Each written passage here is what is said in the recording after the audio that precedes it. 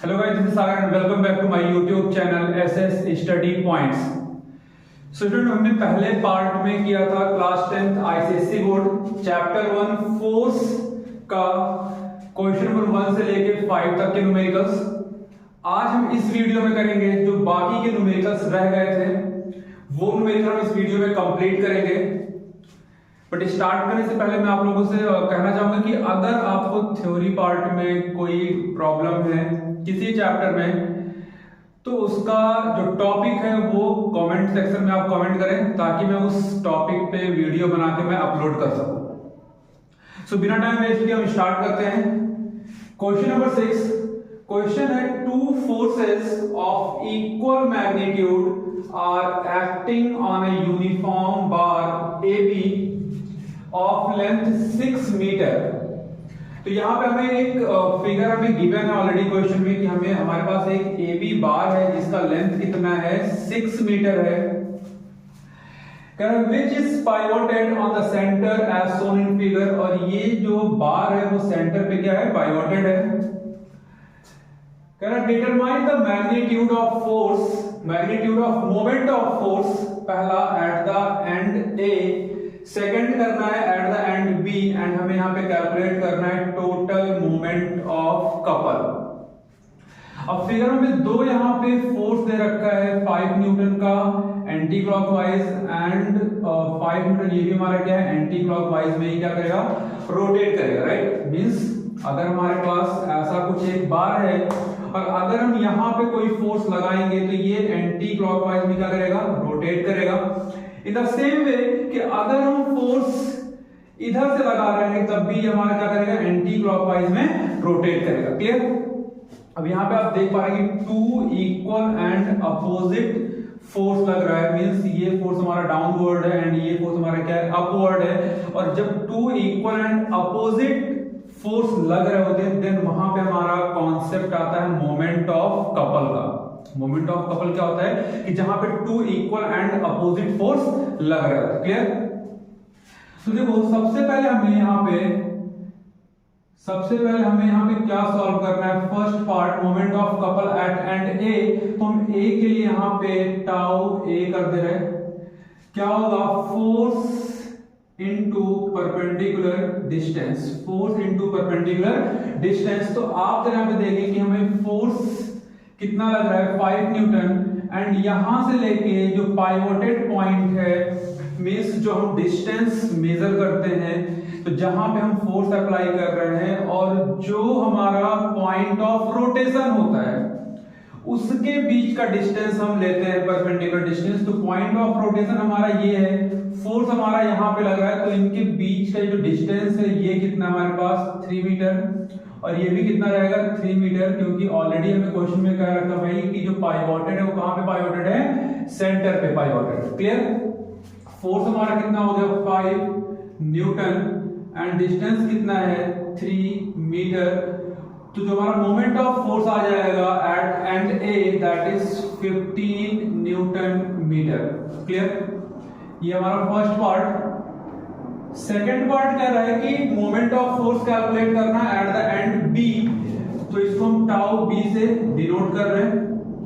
ये हमारा हो जाएगा फोर्स इनटू परपेंडिकुलर डिस्टेंस। तो इधर देखिए आपकी एट एंड B पे 5 न्यूटन फोर्स लग रहा है, 5 न्यूटन फोर्स एंड डिस्टेंस कितना है 3 मीटर।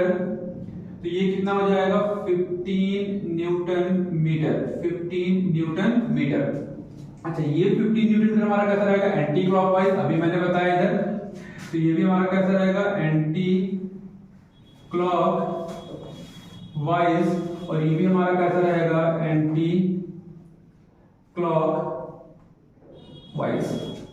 थर्ड पार्ट हमसे क्या कह रहा है भाई कि हमें कैलकुलेट करना है क्या, total moment of couple, total moment of couple, total moment of couple.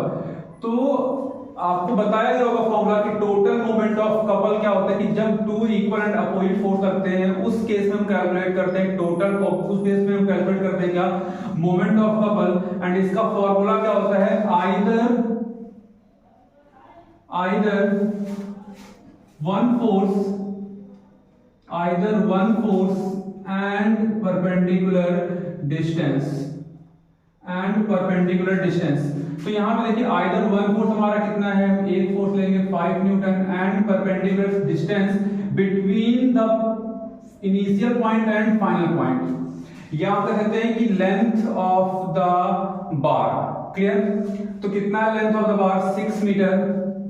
तो हमारा टोटल मोमेंट ऑफ कपल कितना आ गया? 30 न्यूटन मीटर। इसको नोट डाउन करें, फिर बढ़ते हैं नेक्स्ट क्वेश्चन, क्वेश्चन नंबर 7 की तरफ। क्वेश्चन नंबर 7 में क्या कह रहा है कि figure shows to forces each of magnitude 10 Newton.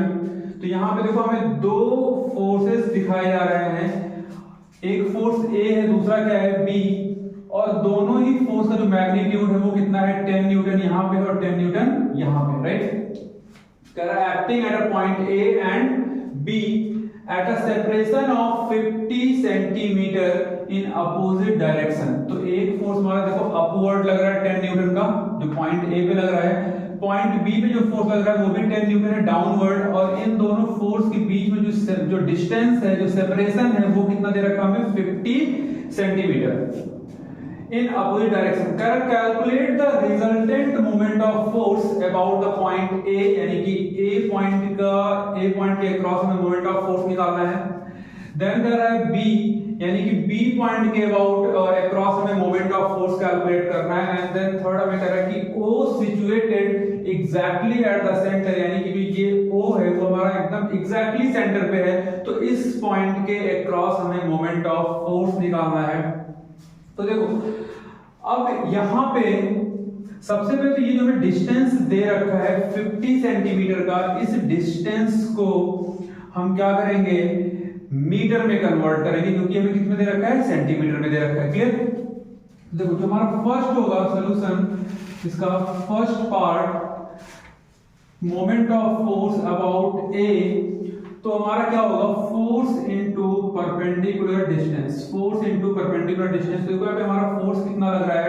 10 Newton, 10 Newton, and हमारा जो परपेंडिकुलर डिस्टेंस है वो कितना है? 0.5 मीटर। क्योंकि अगर हम 50 सेंटीमीटर को कन्वर्ट करेंगे मीटर में, तो 50 अपॉन कितना हो जाएगा? 100 is equal to 0.5 metre. Clear? तो ये हमारा कितना आ जाएगा? 10 5 जा 50, 1 डिजिट पे डेसिमल लग जाएगा, तो कितना आ जाएगा? 5 न्यूटन मीटर, 5 न्यूटन मीटर। लेकिन जब आप हमें ये बताएं कि 5 न्यूटन मीटर तो हमारा मोमेंट ऑफ फोर्स आ गया, लेकिन इसका डायरेक्शन क्या होगा? इस मोमेंट ऑफ फोर्स का जो पॉइंट A पे लग रहा है, इसका डायरेक्शन क्या होगा? तो आप देखो जरा कि फोर्स हमारा कैसा लग रहा है? अपवर्ड लग रहा है। तो अगर हम यहाँ पे अगर हम कोई भी फोर्स यहाँ पे लगाएंगे तो ये इसको कैसे रोटेट कराएगा? इस डायरेक्शन में रोटेट कराएगा, यानी कि ये क्लॉकवाइज क्या करेगा? रोटेट करेगा। कैसा रोटेट करेगा? ये क्लॉकवाइज। तो डायरेक्शन क्या हो जाएगा? क्लॉकवाइज। सेकेंड पार्ट यहां पे देखते हैं हम। सेकेंड पार्ट कह रहा कि moment of force about B, तो again force into perpendicular distance. तो फोर्स हमारा B पे कितना लग रहा है? 10 Newton, 10 Newton, and perpendicular distance कितना है? 0.5 मीटर, 0.5 मीटर। तो ये कितना आ जाएगा हमारा? Again 5 newton metre. और इसका डायरेक्शन क्या होगा? तो आप देखिए कि अगर हम यहाँ पे फोर्स लगाएंगे बच्चे, अगर यहाँ पे फोर्स लगाएंगे तो ये अगेन देखो फोर्स लगाएंगे तो ये बॉडी हमारी ऐसे मूव करते जाएगी, यानी कि बॉडी हमारी ऐसे चल रही है, तो अगेन ये हमारा क्या होगा? क्लॉकवाइज। डायरेक्शन यहाँ पे क्या होगा हमारा? Again clockwise. अगेन क्या होगा? क्लॉकवाइज। अब आप लोग के दिमाग में आ रहा होगा कि ये अगेन यहाँ पे हमारा इक्वल एंड अपोजिट फोर्स लग रहा है, एंड तो हम ये डिस्टेंस हम यहां से क्यों नहीं मेजर कर रहे हैं, हम यहां पे ये डिस्टेंस क्यों ले रहे हैं इनके लिए? तो हमें क्वेश्चन ऐसा कहीं गिवन नहीं है कि ये कहीं पाइवोटेड है, किसी पॉइंट पे क्या है? पाइवोटेड है। क्लियर? तो इस वजह से हम यहाँ पे डिस्टेंस क्या ले रहे हैं? पूरा ले रहे हैं। अगर किसी पॉइंट पे ये पाइवोटेड होता तो जहां पे फोर्स लग रहा है और जो हमारा पाइवोटेड पॉइंट है उनके बीच का हम डिस्टेंस लेते हैं, बट इस क्वेश्चन में ऐसा कहीं भी मेंशन नहीं है, ना तो फिगर में ना तो हमें क्वेश्चन में गिवन है। क्लियर?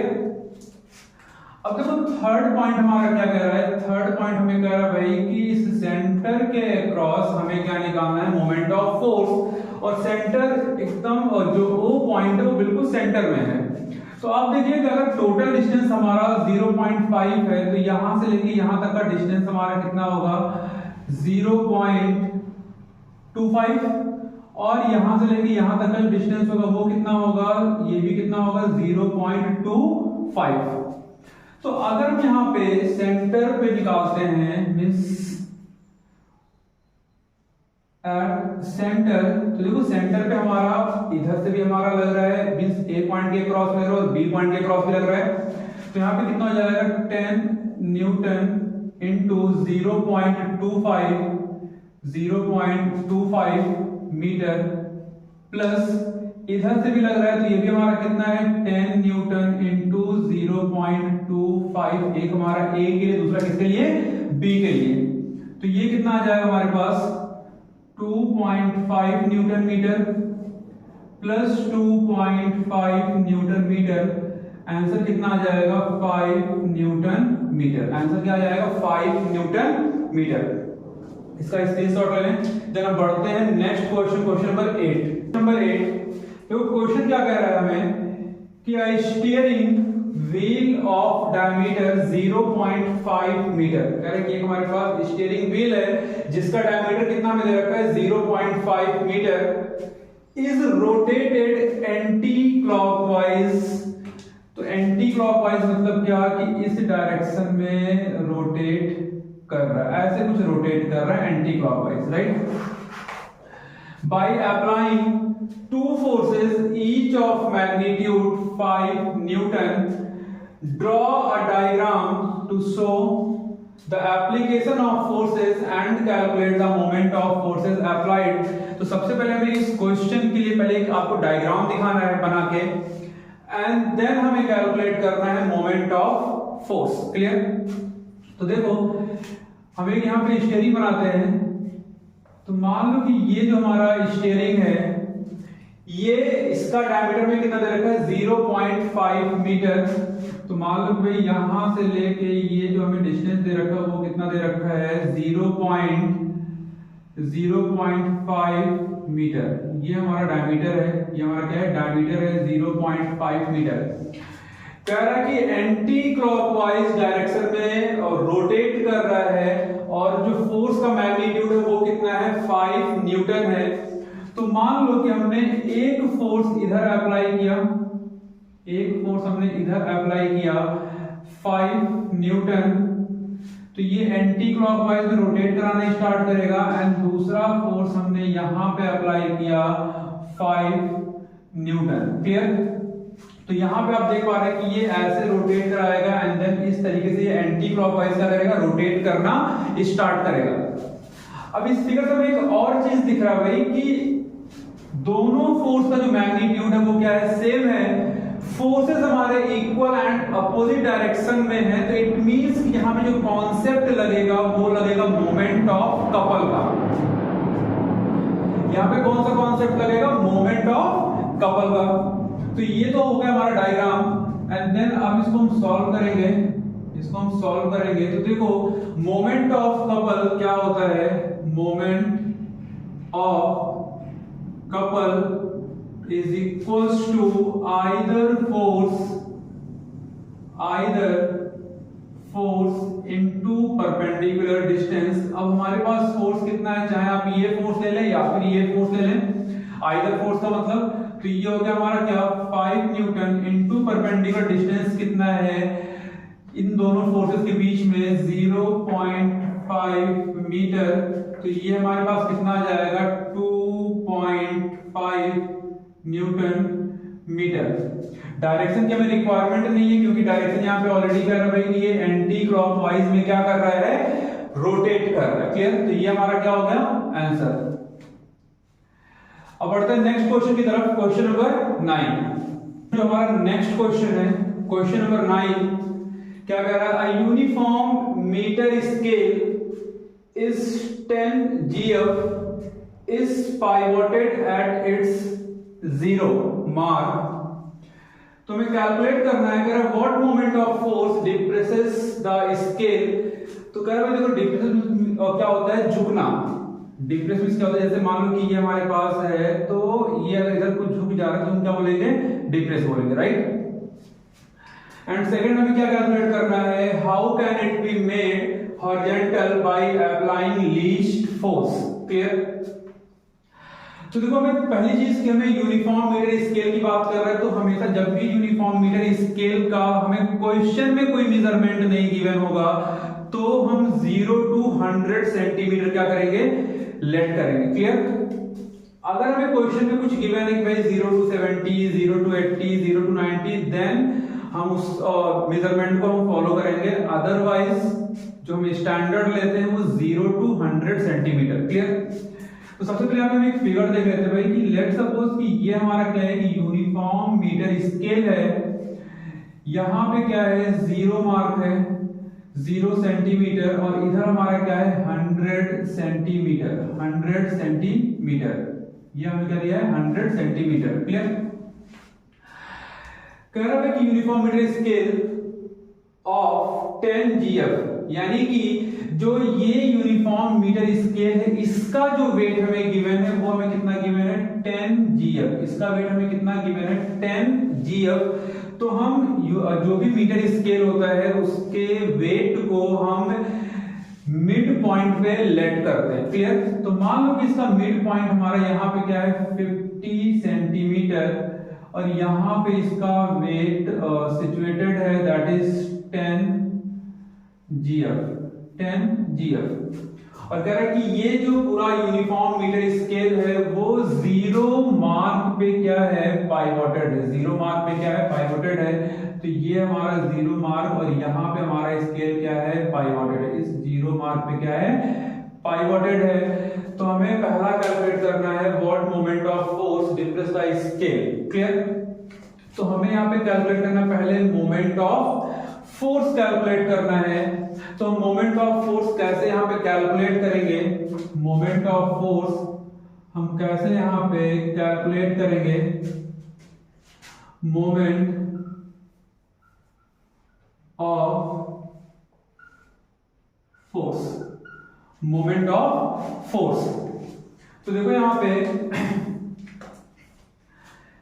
ये हमारा 10 GF, और ये पाइवोटेड कहां पे है 0 सेंटीमीटर पे, और मोमेंट ऑफ फोर्स हमारा क्या होता है, फोर्स इनटू परपेंडिकुलर डिस्टेंस। तो फोर्स तो हमारा कितना है 10 GF, फोर्स हमारा कितना है 10 GF, लेकिन परपेंडिकुलर डिस्टेंस, अब यहाँ पे पाइवोटेड की बात कर रहा है, तो पाइवोटेड के केस में हम परपेंडिकुलर डिस्टेंस क्या लेते हैं कि जहां पे हमारा फोर्स अप्लाई हो रहा है और जो पाइवोटेड पॉइंट है उनके बीच का जो डिस्टेंस होता है वो हमारा परपेंडिकुलर डिस्टेंस होगा।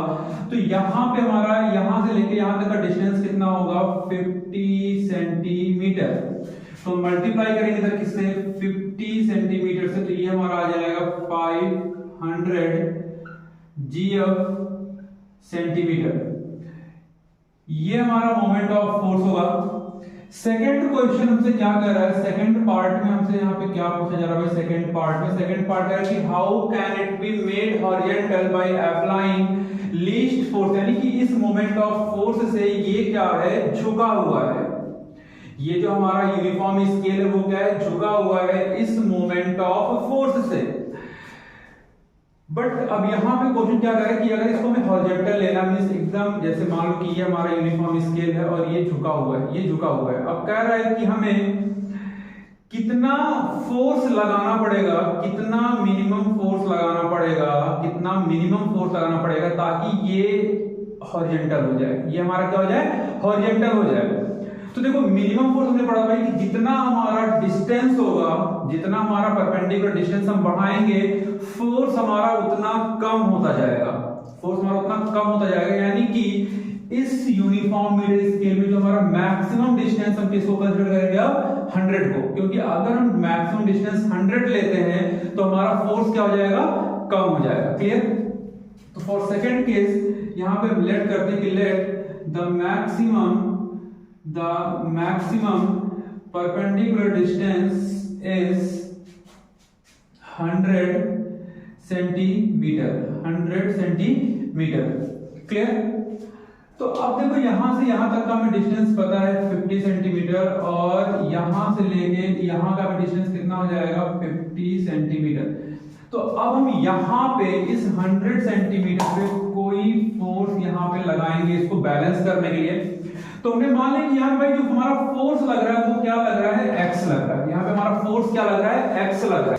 तो यहां पे हमने क्या किया, लेट किया x। अब हमें ये x कैलकुलेट करना है। तो आप देखो यहां पे कि भाई हमें पता है, हमें यहां पे क्या पता है कि मोमेंट ऑफ फोर्स कितना होता है, मोमेंट ऑफ फोर्स कितना होता है, फोर्स इनटू परपेंडिकुलर डिस्टेंस। तो हमें ये फोर्स हमें कैलकुलेट करना है, जिसको हमने क्या मान रखा है, x मान रखा है। एंड मोमेंट ऑफ फोर्स मैंने ऑलरेडी कैलकुलेट कर रखा, कितना 500 gf सेंटीमीटर। तो ये हमारा हो गया 500 gf सेंटीमीटर।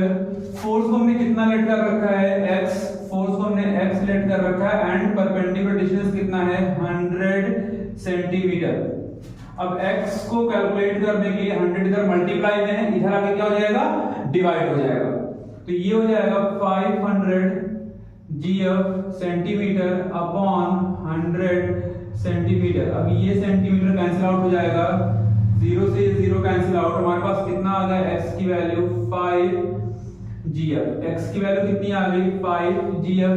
यानी कि अगर हम यहाँ पे 5 gf का लोड, यहाँ पे 5 gf का फोर्स अगर हम यहाँ पे लगा दें, अगर हम यहाँ पे 5 gf का फोर्स अगर हम यहाँ पे लगा दें, तो ये जो यूनिफॉर्म स्केल है वो हॉरिजॉन्टल हो जाएगा। यूनिफॉर्म स्केल क्या हो जाएगा, हॉरिजॉन्टल हो जाएगा। क्लियर? तो ये हमारा क्या हो जाएगा, आंसर। स्क्रीनशॉट लीजिए, फिर हम करते हैं next question, question number 10। Question जो हमारा नेक्स्ट क्वेश्चन है, क्वेश्चन नंबर 10। क्वेश्चन से क्या कह रहा है कि a uniform metre scale is pivoted at its mid point. यानी कि हमारे पास एक यूनिफॉर्म मीटर स्केल है। देखो यहां पे हमें कोई ऐसा कोई स्केल की कोई मेजरमेंट नहीं दिया हुआ है, तो हम 0 टू कितना लेंगे, 100 सेंटीमीटर। तो मान लो कि ये हमारा क्या है, 0, ये हमारा कितना है 0 सेंटीमीटर, और यहाँ पे क्या है 100 सेंटीमीटर। क्लियर? कह रहा है कि पाइवोटेड कहां पे है, मिड पॉइंट पे पाइवोटेड है। तो ये मान लो हमारा क्या है, mid point that is 50 centimetre, और यहाँ पे ये यूनिफॉर्म मीटर स्केल क्या है, पाइवोटेड है। कह रहा है weight of 50 gf is suspended at one end of it. तो मान लेते हैं कि इस एंड पे 50 gf का फोर्स लग रहा है। क्वेश्चन क्या कर रहा है कि where should a weight of 100 gf be suspended to keep the scale horizontal. Clear? तो अब देखो, अब ये जैसी बात है कि अगर यहाँ पे हमारा 50 gf का फोर्स लग रहा है, तो 100 gf का जो फोर्स लगेगा वो इस एंड पे लगेगा। लेकिन अभी इस डिस्टेंस पे यहां से लेके यहां तक के बीच में 100 gf कहां पे लगेगा, मींस 100 gf हम यहां पे लगा दें या यहां पे लगाएं, यहां पे लगाएं, कितने डिस्टेंस पे हम लगाएं कि हमारा जो यूनिफॉर्म मीटर स्केल है वो क्या हो जाए, हॉरिजॉन्टल हो जाए। क्लियर? तो अभी हम यहां पे लेट कर लेते भाई कि हमने मान लिया कि ये जो 100 मीटर है ना वो यहां पे सस्पेंडेड है। 100 gf जो है वो यहां पे सस्पेंडेड है। 100 gf हमारा यहां पे क्या है, सस्पेंडेड है। तो अब यहां से लेके यहां तक का हमें डिस्टेंस कैलकुलेट करना है। बेसिकली हमें यहां पे क्या कैलकुलेट करना है कि जहां भी 100 gf का फोर्स सस्पेंडेड है वो हमें डिस्टेंस कैलकुलेट करना है कि पाइवोटेड पॉइंट से वहां तक का डिस्टेंस कितना है। तो हमने लेट कर लिया भाई कि यहां से लेके और यहां तक का डिस्टेंस कितना है, x है। हमने लेट कर लिया भाई कि यहां से यहां तक का डिस्टेंस कितना है, x है। क्लियर? तो अब देखो, अब ये जो हमारा फोर्स लगेगा वो हमारा फोर्स लगेगा कितना, एंटी क्लॉकवाइज में। ये जो फोर्स लगेगा वो कैसा लगेगा, क्लॉकवाइज डायरेक्शन। ये हमारा एंटी क्लॉकवाइज और ये कैसा लगेगा, क्लॉकवाइज। यहां से लेके यहां तक का जो डिस्टेंस होगा वो रहेगा कितना, 50 सेंटीमीटर। कितना रहेगा, 50 सेंटीमीटर। तो आपने एक आपने पढ़ा होगा principle of moment. Principle of moment देखो प्रिंसिपल ऑफ मोमेंट क्या कहता है कि sum of anti clockwise moment is equal to sum of clockwise moment, यानी कि जितने हमारे एंटी क्लॉकवाइज मोमेंट हैं उनका सम जो होगा वो इक्वल किसके होगा, sum of anti clockwise moment के। क्लियर? सो यहां पे according to principle of moment, according to principle of moment क्या कहता है भाई, sum of anti clockwise moment is equal to sum of clockwise moment, sum of clockwise moment. Clear?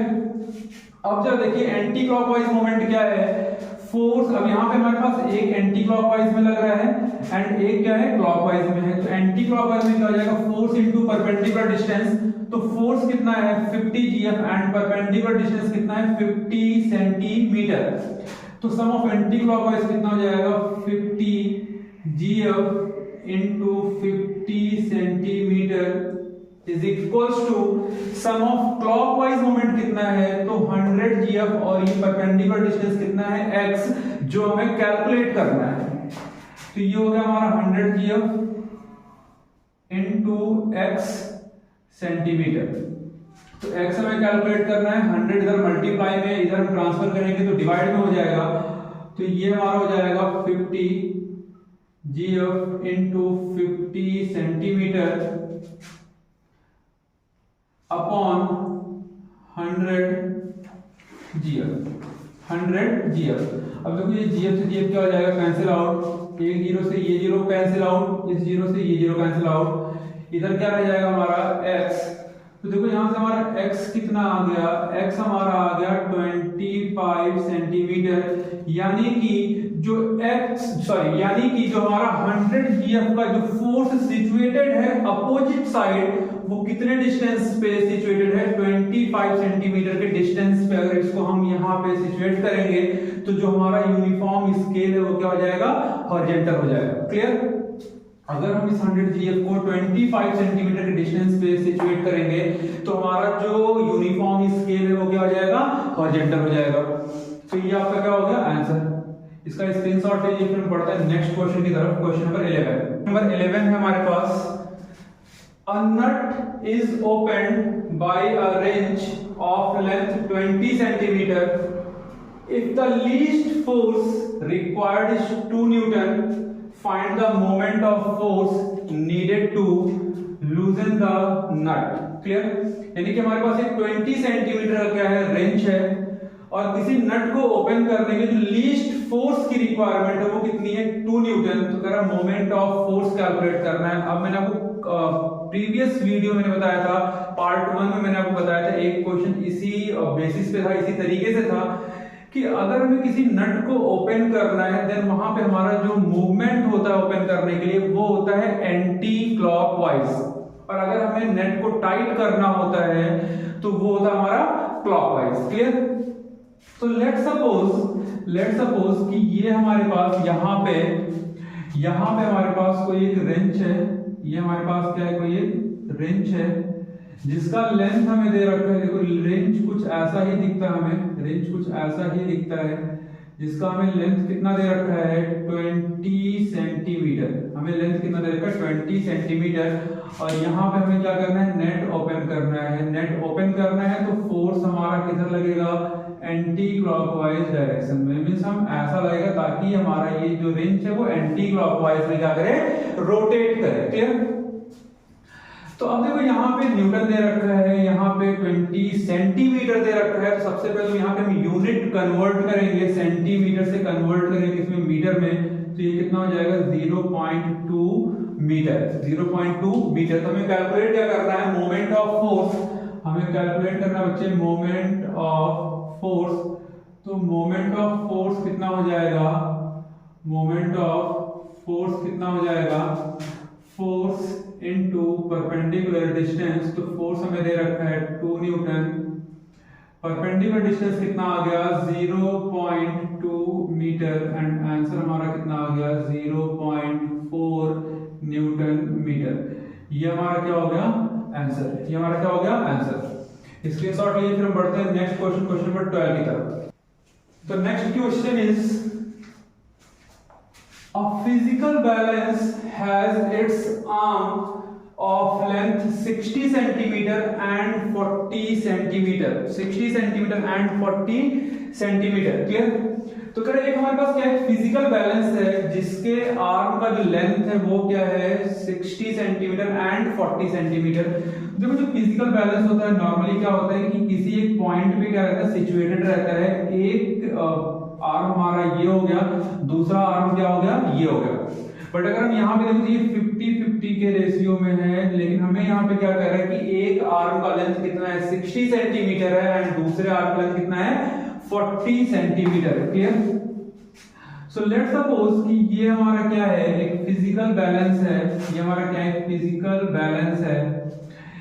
Let's suppose कि यहां से लेके यहां तक का ये जो डिस्टेंस हमें दे रखा है ये हमें दे रखा है 60 सेंटीमीटर, ये हमें दे रखा है 60 सेंटीमीटर एंड ये जो हमें लेंथ दे रखा है वो हमें दे रखा है 40 सेंटीमीटर, ये हमें लेंथ कितना दे रखा है 40 सेंटीमीटर और यहाँ भी ये क्या है पाइवोटेड, यहाँ पे क्या है ये पाइवोटेड है। अगर what weight kept on the longer pan kept on the pan of the longer arm, what weight kept on the pan of the longer arm will balance an object of 100 gf kept on other pan। तो कह रहा है इस longer arm का जो pan है, चलो यहाँ पे हम एक पैन बना देते हैं, यहाँ पे लेट सपोज कि ये हमारा क्या है पैन है, ये हमारा क्या है पैन है और इधर भी हमारा क्या है एक पैन लगा हुआ है, एक हमारा मान लीजिए हमारा एक पैन है।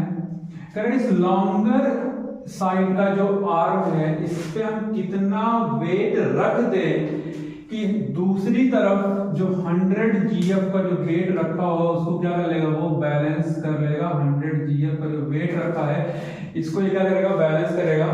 तो हमने लेट कर लिया भाई कि यहाँ पे हम W वेट का एक ऑब्जेक्ट रखते हैं इसको बैलेंस करने के लिए, क्लियर। तो यहां पे देखिए हमने लेट कर लिया भाई कि हमें लेट कर लिया कि हमें कितना वेट रखना है W वेट रखना है, W जीएफ का हम वेट रख रहे हैं इस फिजिकल बैलेंस को, इस फिजिकल बैलेंस को क्या करने के लिए बैलेंस करने के लिए। तो यहाँ पे देखो अगेन यहाँ पे हमारा प्रिंसिपल ऑफ मोमेंट लगेगा और प्रिंसिपल ऑफ मोमेंट क्या कहता है भाई sum of clockwise moment is equal to sum of anti clockwise moment. तो यहाँ पे देखो ये हमारा एंटी क्लॉकवाइज मोमेंट, दूसरा हमारा क्या है क्लॉकवाइज मोमेंट। तो again according to principle of moment, according to principle of moment क्या होगा sum of anti clockwise moment is equals to क्या हो जाएगा सम ऑफ क्लॉकवाइज मोमेंट। देखो एंटी क्लॉकवाइज मोमेंट हमारा कितना है फोर्स इनटू परपेंडिकुलर डिस्टेंस। तो फोर्स हमारा कितना है W, परपेंडिकुलर डिस्टेंस कितना है 60, तो ये हो जाएगा W into 60 centimetre. Sum of anti clockwise moment, तो anti clockwise moment is equal to force into perpendicular distance. Force हमारा यहाँ पे कितना लग रहा है 100 GF एंड परपेंडिकुलर डिस्टेंस कितना है 40 सेंटीमीटर। तो ये हमारा हो जाएगा 100 GF इंटू 40 सेंटीमीटर। W में कैलकुलेट करना है तो W इधर रखेंगे, 60 सेंटीमीटर को इधर हम ट्रांसफर करेंगे तो कितना हो जाएगा 100 GF into 40 centimetre upon 60 centimetre. Centimetre centimetre cancel out, यहां से ये हमारा कैंसिल आउट हो जाएगा, बचेगा कितना 400 upon 6 GF W is equal to and यहाँ पे कितना आ जाएगा देखो 6 टाइम में हमारा कितना आ जाएगा 36, अगेन हमारा 4 बचेगा फिर से ये 6 टाइम में 36, तो यानी कि ये हमारा कितना आ जाएगा 6.66, ये रिपीट करता जाएगा और ये हमारा हो जाएगा आंसर 6.66 जीएफ। इतना वेट, अगर हम इतने जीएफ का वेट इस लॉन्गर आर्म साइड पे रख दे तो जो हमारा फिजिकल बैलेंस है वो क्या हो जाएगा, बैलेंस हो जाएगा। क्लियर? स्क्रीनशॉट हम करते हैं next question. When a boy weighing 20 kg sits at one end of a 4 meter long seesaw, अब देखो यहां पे हमें क्या कर रहा है कि एक बॉय है जिसका वेट कितना है 20 kg है और एक वो 4 मीटर लॉन्ग सीसॉ पे बैठा हुआ है एक एंड पे। क्लियर? तो देखो लेट्स सपोज कि ये हमारा क्या है, सीसॉ है, ये हमारा क्या है, सीसॉ, जिसका लेंथ कितना है 4 मीटर, जिसका लेंथ कितना है 4 मीटर। क्लियर? अब आपको पता होना चाहिए भाई जो सीसॉ है, आपने भी बचपन में बहुत झूला होगा इसका सीसॉ पे, तो जो सीसॉ का जो फल्क्रम होता है वो बीच में होता है, यानी कि जो पॉइंट ऑफ रोटेशन होता है वो बीच में होता है, मिड में होता है। तो लेट्स सपोज कि यहां पे हमारा क्या है, पॉइंट ऑफ रोटेशन, ये हमारा क्या है, पॉइंट ऑफ रोटेशन। क्लियर? अब यहां पे कह रहे हैं कि एक एंड पे 20 kgf का बॉय बैठा हुआ है, तो लेट्स सपोज कि इस एंड पे 20 kgf का बॉय बैठा हुआ है। अब कह रहा भाई कि दूसरे एंड पे how it can be brought to the horizontal position by a man weighing 240 kgf, यानी कि यहां पे जैसे ही 20 gf का बॉय बैठा, लेट्स सपोज कि this is seesaw and this is mid point, यहां पे हमने 20 kgf के बॉय को बैठाया एंड जैसे ही बॉय बैठा ये क्या हो गया, डिप्रेस्ड हो गया, यानी कि ये झुक गया। ये क्या हो गया, झुक गया।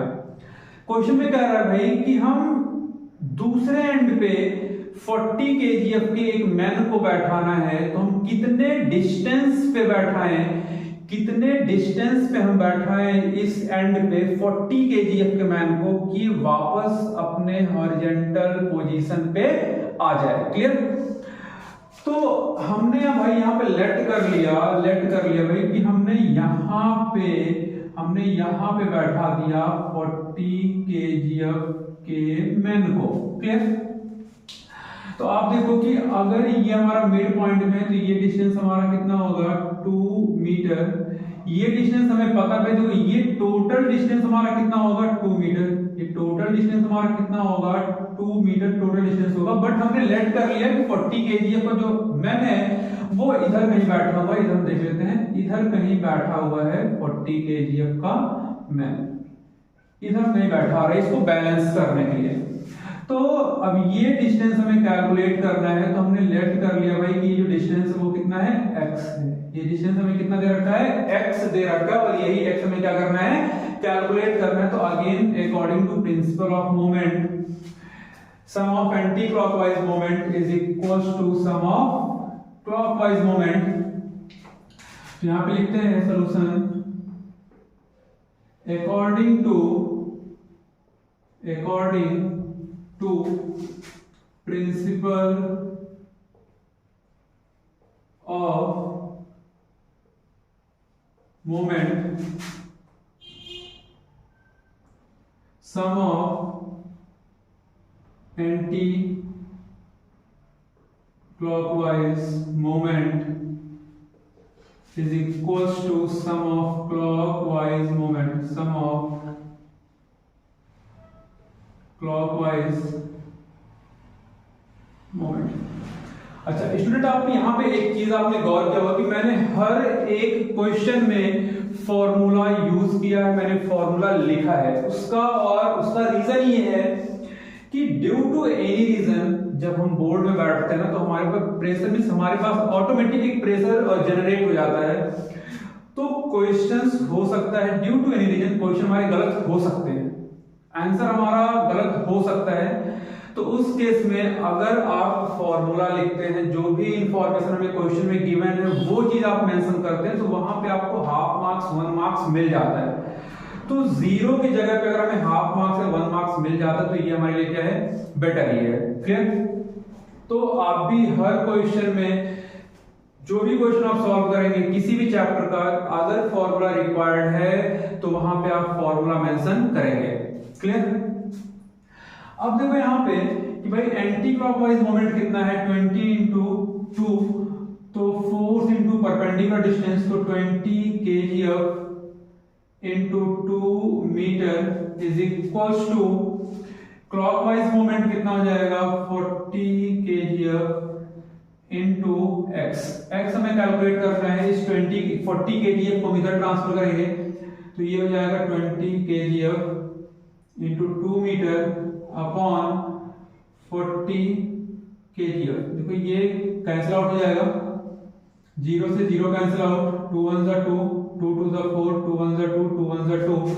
तो हमारे पास देखो x की कितनी वैल्यू आ गई, 1 मीटर। x की कितनी वैल्यू आ गई, 1 मीटर।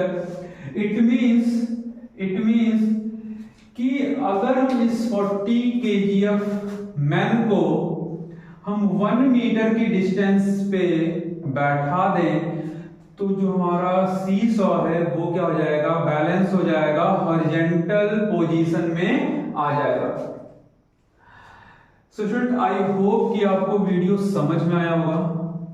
अगर आपको वीडियो अच्छा लगा तो आप वीडियो को लाइक करें, ज्यादा से ज्यादा शेयर करें, ताकि और बच्चे भी वीडियो देख के क्वेश्चन को सॉल्व करना सीख पाएं और सारे क्वेश्चन को लगा पाएं।